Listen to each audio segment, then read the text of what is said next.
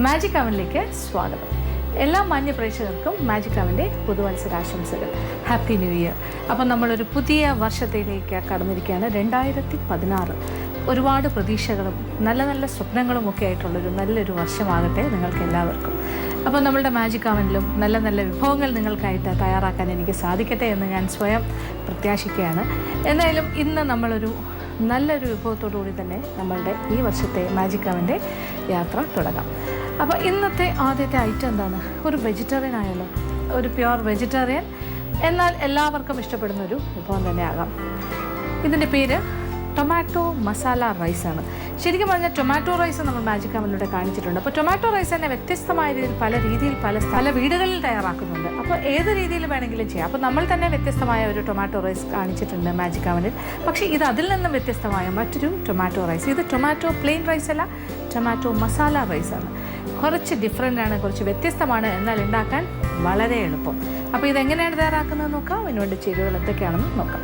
പൊന്നിയരി 2 cup, സവാള 3 വലുത് ചെറുതായി നുറുക്കിയത്, ടൊമാറ്റോ 4 എണ്ണം നീളത്തിലരിഞ്ഞത്, എണ്ണ 1/2 കപ്പ്, വെളുത്തുള്ളി ചതച്ചത് 1.5 ടേബിൾ സ്പൂൺ, ഇഞ്ചി ഒരു വലിയ കഷ്ണം അല്ലെങ്കിൽ 2 ഇടത്തരം കഷ്ണം, പച്ചമുളക് 4 എണ്ണം നീളത്തിലരിഞ്ഞത്, മഞ്ഞൾപ്പൊടി 1/4 ടീസ്പൂൺ, മുളക് പൊടി 1 ടീസ്പൂൺ, ഗരം മസാലപ്പൊടി 1/4 ടീസ്പൂൺ, ഉപ്പ് ആവശ്യത്തിന്, മല്ലിയില ആവശ്യത്തിന്. ഇനി താളിക്കാൻ വേണ്ട ചേരുവകൾ: കടുക് 1 ടീസ്പൂൺ, അണ്ടിപ്പരിപ്പ് 50 ഗ്രാം, ഉഴുന്ന് 1 ടീസ്പൂൺ, കടലപ്പരിപ്പ് 1 ടീസ്പൂൺ, കറിവേപ്പില ആവശ്യത്തിന്. അങ്ങനെ നമ്മളുടെ ടൊമാറ്റോ മസാല റൈസ് ഞാൻ തയ്യാറാക്കാൻ പോവുകയാണ്. പൊന്നിയരി ഇതൊരു 2 കപ്പാണ് ഞാൻ അളന്നെടുത്തിരിക്കുന്നത്. ഇത് ആവശ്യത്തിന് വെള്ളം ഒഴിച്ച് സാധാരണ നമ്മൾ ചോറ് വയ്ക്കുന്ന പോലെ വേവിച്ച്, ഉപ്പിട്ട് വേവിച്ച്, അല്ലെങ്കിൽ ഉപ്പില്ലാതെ വേണമെങ്കിലും വേവിക്കാം. ചോറ് ഇച്ചിരി ഉപ്പിട്ട് വേവിച്ച് ഊറ്റി റെഡിയാക്കി വെക്കുക.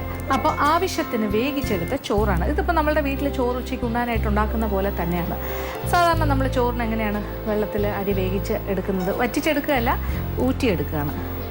പിന്നെ വേഗിൻ്റെ ആവശ്യം ഓരോരുത്തരുടെ ഇഷ്ടം അനുസരിച്ച്. ഇപ്പോൾ ടൊമാറ്റോ മസാല റൈസ് പല രീതിയിലും നമുക്ക് ചെയ്യാം. ഇതിപ്പോൾ അങ്ങനെ തമ്മിൽ ഒട്ടാത്ത രീതിയിൽ, ഒരുപാട് കുഴയാത്ത രീതിയിലുള്ള ടൊമാറ്റോ റൈസാണ് ഞാനിപ്പോൾ തയ്യാറാക്കുന്നത്. പിന്നെ ഇനി പ്രധാനമായിട്ട് വേണ്ടത് ഇഞ്ചി വെളുത്തുള്ളിയാണ്.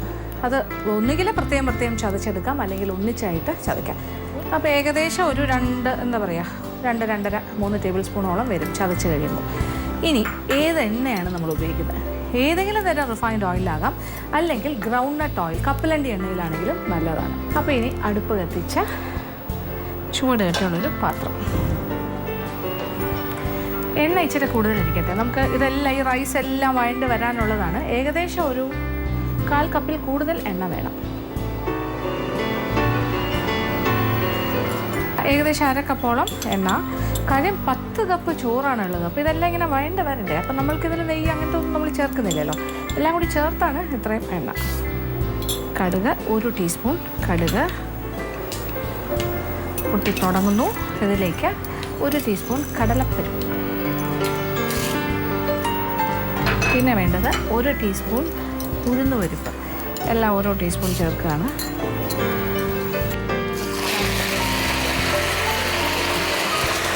ഇനി ഇതിലേക്ക് അണ്ടിപ്പരിപ്പ് നുറുക്കിയത്. അത് ആവശ്യാനുസരണമാകാം. 50 ഗ്രാം ആണെങ്കിൽ ഏറ്റവും ഐഡിയൽ. മുഴുവനായിട്ട് ഇടേണ്ട, അതിനെ കൊച്ചു കഷ്ണങ്ങളായിട്ട് നുറുക്കിയിടാം. അല്ലെങ്കിൽ മറ്റൊരു ഓപ്ഷൻ കപ്പലണ്ടിയാണ്. കപ്പലണ്ടി ഇട്ടാലും മതി. ഇതിൻ്റെ കളറ് ചെറുതായി മാറി തുടങ്ങുമ്പോൾ അതിലേക്ക് പിന്നെ പച്ചമുളകുണ്ട്.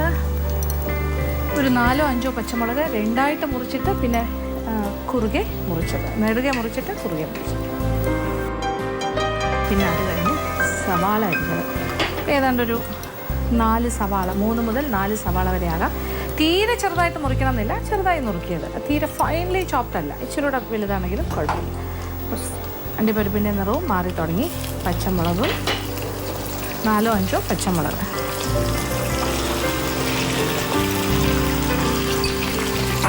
വളരെ എളുപ്പമാണ്, പെട്ടെന്ന് ചെയ്യാൻ പറ്റുന്ന കാര്യമാണ്.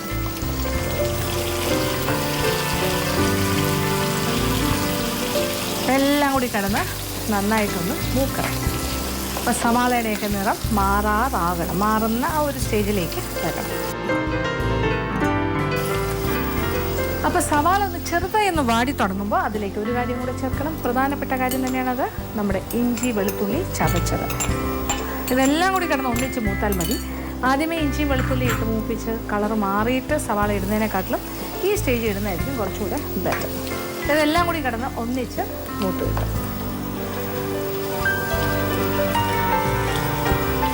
സവാള കാര്യം നമ്മൾ പേസ്റ്റാണ് ചേർക്കുന്നത്, ഇഞ്ചി വെളുത്തുള്ളി അരച്ചതാണ് ചേർക്കുന്നതെങ്കിൽ സവാള ചേർക്കുന്നതിന് മുന്നേ തന്നെ ചേർക്കണം. പക്ഷെ ഇതിപ്പോൾ കുഴപ്പമില്ല, ചതച്ചതല്ലേ. അപ്പോൾ അത് ഈ ഒരു സ്റ്റേജിൽ ഇതിനോടൊപ്പം ചേർക്കാം. ഇതെല്ലാം കൂടി കിടന്നൊന്ന് മൂത്ത് വരും. ഇടയ്ക്കിടയ്ക്ക് ഇളക്കി കൊടുക്കാം. അങ്ങനെ സവാള, പച്ചമുളക്, ഇഞ്ചി, വെളുത്തുള്ളി ചതച്ചത് എല്ലാം നന്നായിട്ട് പാകത്തിന് മൂത്ത് കഴിഞ്ഞു. പിന്നെ ഒരു 3/4 ടീസ്പൂൺ മഞ്ഞൾപ്പൊടി ചേർക്കുക. 1/4 ടീസ്പൂൺ. അപ്പോൾ തീ ഒരല്പം ഞാൻ കുറച്ച് കഴിഞ്ഞു. കാര്യം എണ്ണ നല്ല ചൂടായി കിടക്കുകയാണ്. ഇതിലേക്ക് നമ്മൾ മസാല പൊടികൾ ഇടുകയാണ്. ഇതൊരു ടൊമാറ്റോ മസാല റൈസാണ്. ഇനി നമ്മൾ 1 ടീസ്പൂൺ മുളക് പൊടി. അപ്പോൾ ഇത് പ്രത്യേകം ശ്രദ്ധിക്കുക. ഈ മുളക് പൊടിയും പച്ചമുളകും ഒക്കെ ഈ ടൊമാറ്റോ മസാല റൈസിന് അല്പം എരിവ് കൊടുക്കുന്ന കാര്യങ്ങളാണ്. പക്ഷേ കുട്ടികൾക്ക് വേണ്ടി സ്പെഷ്യലായിട്ട് ചെയ്യുകയാണെങ്കിൽ ഈ മുളക് പൊടിയുടെ അളവൊക്കെ വളരെ കുറച്ച് മതി.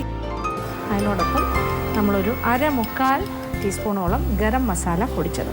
ഇതും കൂടി ആകുമ്പോഴേ ഒരു മസാല ടൊമാറ്റോ റൈസിൻ്റെ കാര്യങ്ങളാകുള്ളൂ.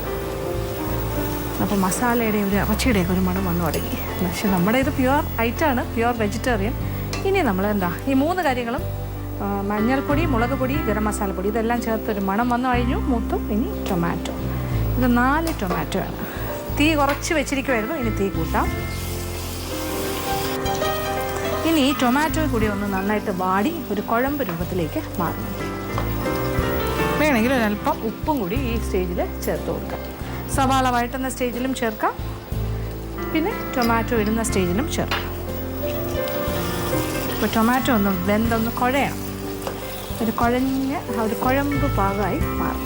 അപ്പോൾ ടൊമാറ്റോ എല്ലാം വെന്തൊരു പേസ്റ്റായി അങ്ങനെ ഒരു കുഴമ്പ് രൂപത്തിലേക്ക് മാറിക്കഴിഞ്ഞു ഈ ടൊമാറ്റോ മസാല. ഇനി ഇത് നമുക്ക് ടൊമാറ്റോ മസാല റൈസ് ആകണം. അതിന് നമ്മളുടെ പൊന്നിയരി ചോറ് ഇവിടെ റെഡിയാണ്. 2 കപ്പ് പൊന്നിയരി വേവിച്ച് ഊറ്റിയെടുത്തതാണ്. ഏതാണ്ട് 10 കപ്പോളം ഉണ്ട്.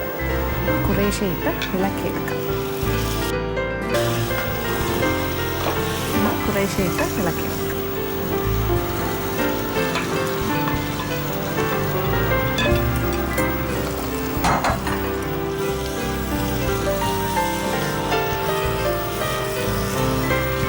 ഇതിനോടൊപ്പം നമ്മൾ കുറച്ച് മല്ലിയിലയും കൂടി ഇടയ്ക്കിടയ്ക്ക് ചേർത്ത് കൊടുക്കുക. തീ ഒരൽപ്പം കുറയ്ക്കാം. ഇപ്പം നമ്മൾ ചെയ്യുന്ന മിക്സിങ്.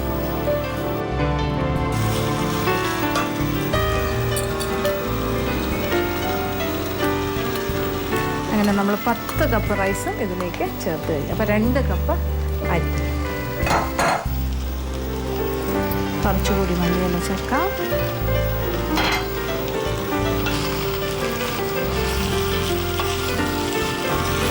അപ്പോൾ ഈ കറക്റ്റ് 2 കപ്പ് അരിക്ക് ആവശ്യമുള്ള മസാലയാണ് നമ്മൾ തയ്യാറാക്കിയത്.